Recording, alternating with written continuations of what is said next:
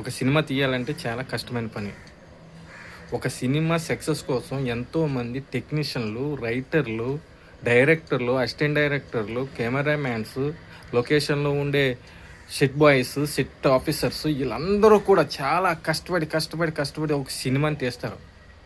ఇయాల మన cinema industry ఏ విధంగా ఉందంటే, వరల్డ్ లెవెల్‌లో టాప్ నంబర్ 1 టాలీవుడ్ ఉందండి.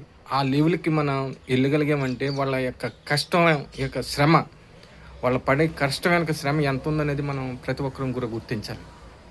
ఒక సినిమా తీస్తున్నప్పుడు దాన్ని ప్రమోట్ చేసినప్పుడు అనేక టెన్షన్‌లో వాళ్ళు ఉంటూ ఉంటారు. అటువంటప్పుడు పొరపాటున ఒక మాట జారుతుంటే దాన్నే ట్రోలింగ్ చేస్తూ మమ్మల్ని ఇలాగనేశారు, అలాగనేశారు, ఇలాగనేశారు అని చెప్పేసి వాళ్ళ మీద లేనిపోని ట్రోలింగ్స్ అన్నీ చేసి నెగెటివ్‌ని స్క్రోల్ చేస్తున్నారు.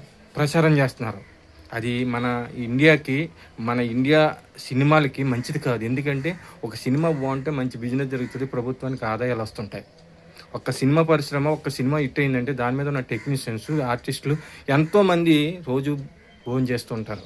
మన సినిమాలు రోజు రోజుకి పెరుగుతూ ఉండాలి. చిన్న చిన్న ఆటిలకి మనం పట్టించుకోకూడదు. అలాగే ఒక సినిమా బాగుంది, లేదు అని చెప్పే ఆడియన్స్ దగ్గరికెళ్ళి మా సినిమా ఇలా లేదు, అలా బాలేదు, థియేటర్ల దగ్గరికెళ్ళి మైకులు పెట్టి ఇలా చెప్పడం వల్ల కూడా చాలా డిస్టర్బెన్స్ అండి అది నిజంగా. వాళ్ళెంతో కష్టపడి తీస్తుంటే ఒక్క మాటలో యావరేజ్, పర్లేదు, సూపరు.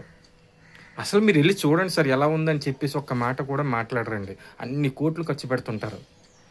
మనమే నాయనిర్లితం అయిపోయి వాళ్ళని అడ్డమైన మాటలతోనూ, అడ్డమైన వాగుడుతోనూ మనం మాట్లాడుతూ సినిమా యొక్క విధానాన్ని మీరు చాలా వరకు దిగజార్చేస్తున్నారండి. ఒకసారి ఆలోచించుకోండి అందరూ కూడా.